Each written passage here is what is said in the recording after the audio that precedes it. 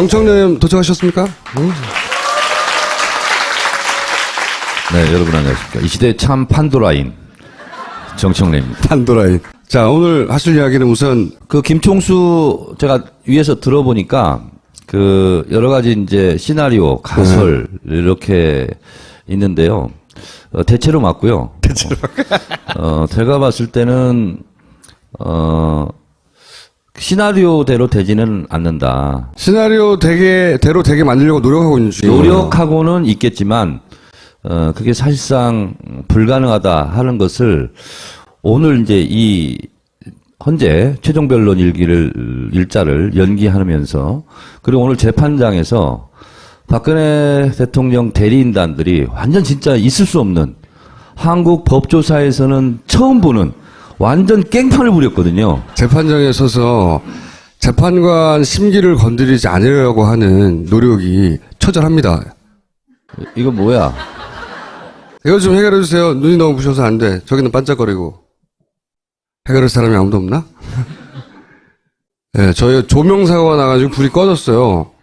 그래서 아마 제 얼굴이 잘 안 보이고 게스트 얼굴도 잘 안 보일 텐데 참 다행이죠. 그래서 이번에는 그냥 만약에 게스트가 나왔는데 얼굴이 궁금하다. 인터넷에 검색해 보세요. 그 사람이 맞겠거니 하고 보시면 되고요.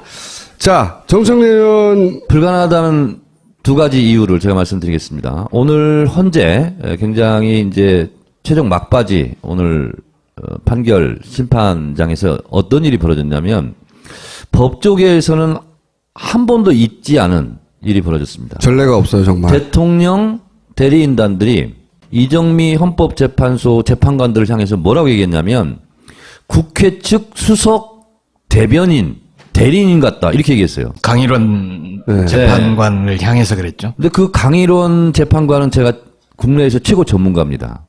그분 인사청문회 할 때 제가 했어요. 굉장히 훌륭한 분이야. 다 자기가 최고 전문가래. 인사청문회 한번 참석해놓고. 그게 지금 인터넷에서 그 인사청문회 했던 방송이 떠돌아다니고 있어요. 근데 그분이 굉장히 원칙적이고 그리고 헌법에 대해서 해박한 이런 지식을 갖고 있는 분인데 이제 본인들 마음에 안 들다는 거죠. 그러니까 뭐 국회 측 뭐 대리인이라는 동 대변인이라는 동 이렇게 하니까 이정미 재판관이 그냥 바로 쏴버렸어요. 적당히 좀 하세요. 그 무슨 그런 망발을 하냐고. 그러니까 그 부분은 사과한다고 이렇게 했는데 김평우라는 분이요. 대한변협 회장했던 분이라고 그러더라고요. 그러면 대한변협 회장 정도 하면 나름대로 그 업계에서는 권위도 있고 실력도 있고 뭐 알아주는 사람일 거 아니에요. 근데 그분이 지금 태극기 집회 서석구 변호사랑 같이 나가고 막 이러더라고요. 지금 이성을 잃었어요. 자, 오늘 저는 그 행태를 보면서 헌재 분위기는 누구보다도 그 대리인들이 잘 알 거 아닙니까? 판이 기울었다. 그러니 마지막 발악을 한다. 판사한테 덤비진 않는데 여기는 처음으로 판사한테 직접 덤빈 거거든요. 아예 헌재 그러니까 대통령 판장에서. 대리인 쪽에서 왜 헌재를 공격하고 나섰을까? 몇 가지 이유가 있죠. 하나는 그 소위 이제 친박 결집하라 이렇게 부당하게 진행되고 있다. 그래서 결집에 사인이기도 하고 그리고 열심히 자기들이 싸우고 있다는 걸 보여주는 거죠.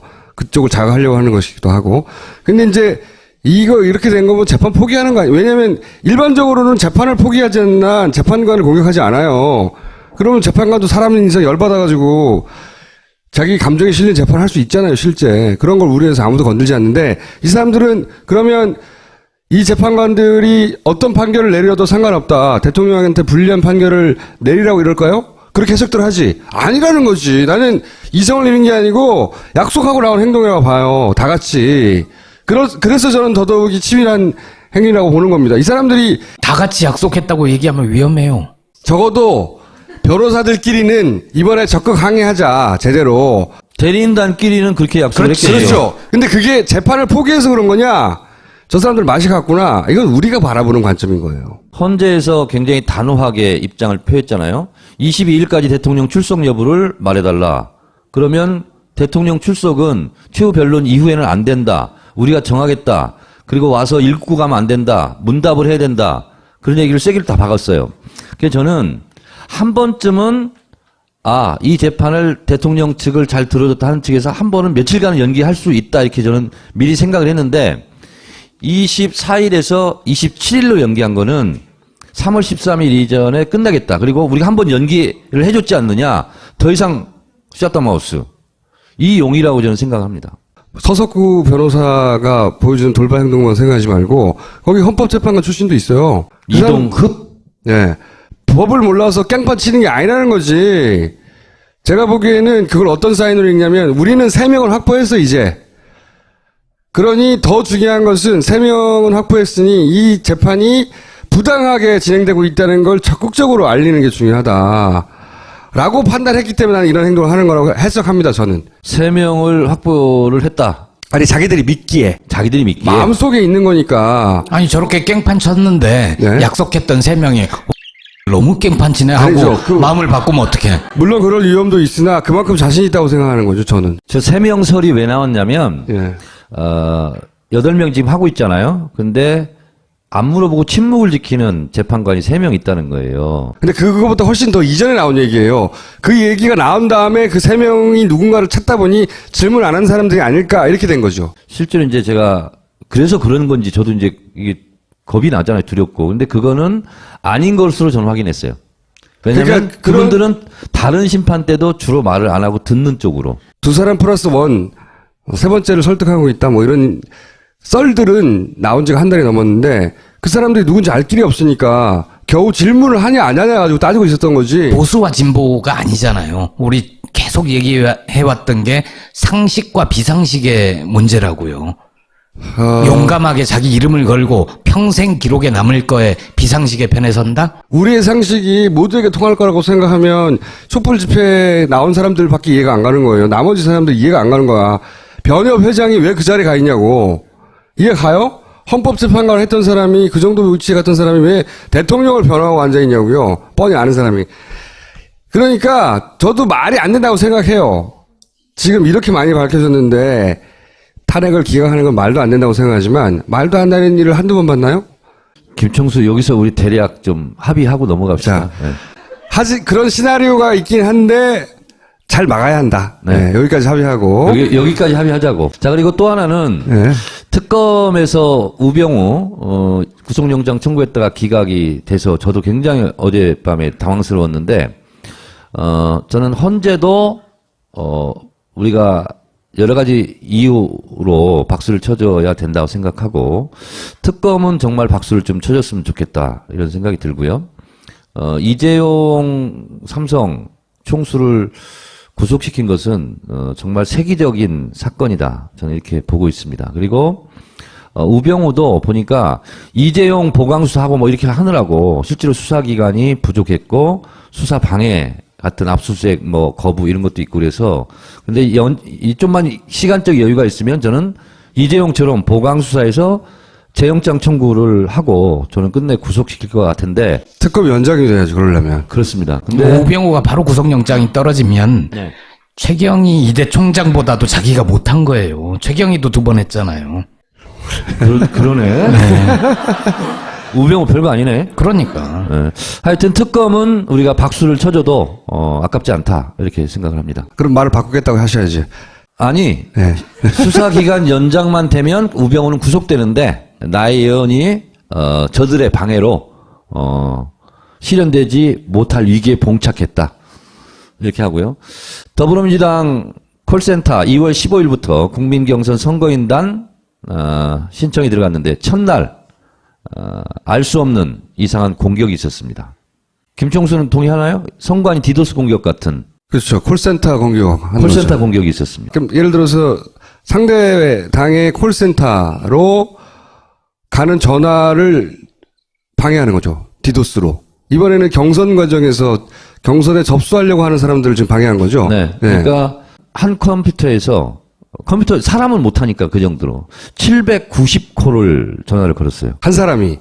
그런 사례들이 많다는 거죠. 한 사람이. 근데 이런 콜센터를 방해하는 콜센터 디도스는 미국에서 벌써 2000년 초반에 있었던 사건이고 캐나다에도 있었고 많아요. 근데 그거를 민주당 경선에서 볼 줄은 몰랐는데 790콜이 최대 콜이고 500콜 이상 보낸 사람이 50명.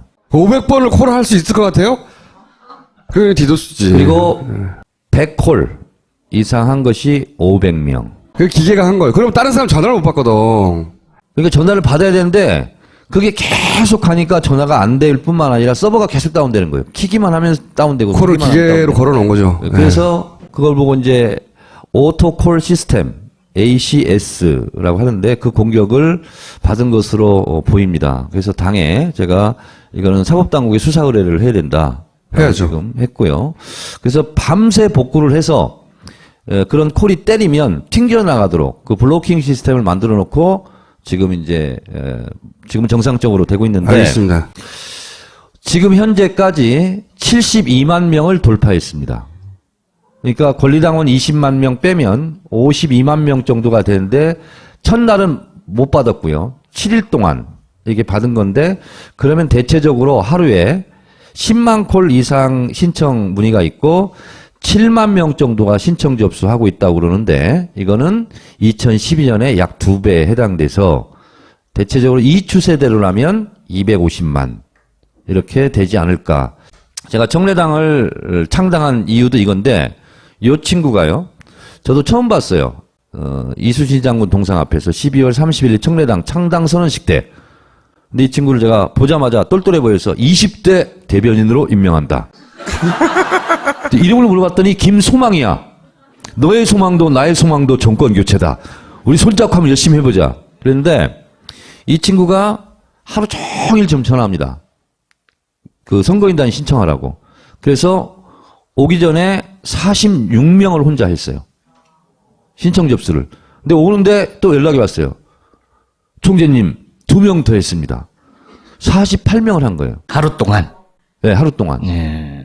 그래서 이런 친구는 태극 무공 훈장을 청래당 총재 명의로 내일 곧바로 드릴까 생각하고요. 그래서 청래당 지금 핵심 당원들은 지금 이 운동을 지금 하고 있습니다. 그래서 최대한 100명 이상 한 분에게는 본인 자비로 괌 사이판 2박 3일 여행권을 제가 드리려고 본인 자비로. 네. 자, 다음요. 아까 김총수가 시나리오가 있다 이렇게 얘기했는데 시나리오가 있죠. 그 시나리오의 핵심은 뭐냐면 헌재에서 침대 축구하는 거였어요. 네, 시간 끌기 작전. 네. 근데 결국은 이런 경우는 경고를 받게 되고 경고 누적되면 이제 요거 퇴장 특별히 다 뽑아 편집에서 없애주세요. 이보시오. 마카 좀 갖다 주시오. 이거 보세요. 여기는 한국입니다. 마카는 페루에 가야 있으니까 그냥 푹 쉬세요. 뭐라고? 페루비안 네이처 코리아의 마고 마카를 모른다고? 아니, 이게 무슨 소리야? 페루를 대표하는 슈퍼푸드 마카. 이제 국내에서도 100%로 드실 수 있습니다. 딴지마켓에서 파는 마고 마카 남녀노소 모두에게 줬어. 정청래 도착하셨습니까? 네, 여러분 안녕하십니까. 이 시대의 참 판도라인 정청래입니다. 판도라인. 자, 오늘 하실 이야기는 우선 그 김총수 제가 위에서 들어보니까 그 여러 가지 이제 시나리오, 가설 이렇게 있는데요. 그냥 만약에 게스트가 나왔는데 얼굴이 궁금하다. 인터넷에 검색해 보세요. 그 사람이 맞겠거니 하고 보시면 되고요. 자, 정청래 의원 불가능하다는 두 가지 이유를 제가 말씀드리겠습니다. 오늘 헌재 굉장히 이제 최종 막바지 오늘 대체로 맞고요. 대체로. 제가 봤을 때는 시나리오대로 되지는 않는다. 시나리오 대로 되게 만들려고 노력하고 있는 중이에요. 노력하고는 있겠지만 그게 사실상 불가능하다 하는 것을 오늘 이제 이 헌재 최종 변론 이거 뭐야? 이거 좀 해결해 주세요. 눈이 너무 부셔서 안 돼. 저기는 반짝거리고. 해결할 사람이 아무도 없나? 네, 저희 조명사고가 나가지고 불이 꺼졌어요. 그래서 아마 제 얼굴이 잘 안 보이고 게스트 얼굴도 잘 안 보일 텐데 참 다행이죠. 그래서 이번 일자를 연기하면서 그리고 오늘 재판장에서 박근혜 대통령 대리인단들이 완전 진짜 있을 수 없는 한국 법조사에서는 처음 보는 완전 깽판을 부렸거든요. 재판장에 서서 재판관 심기를 건드리지 않으려고 하는 노력이 처절합니다.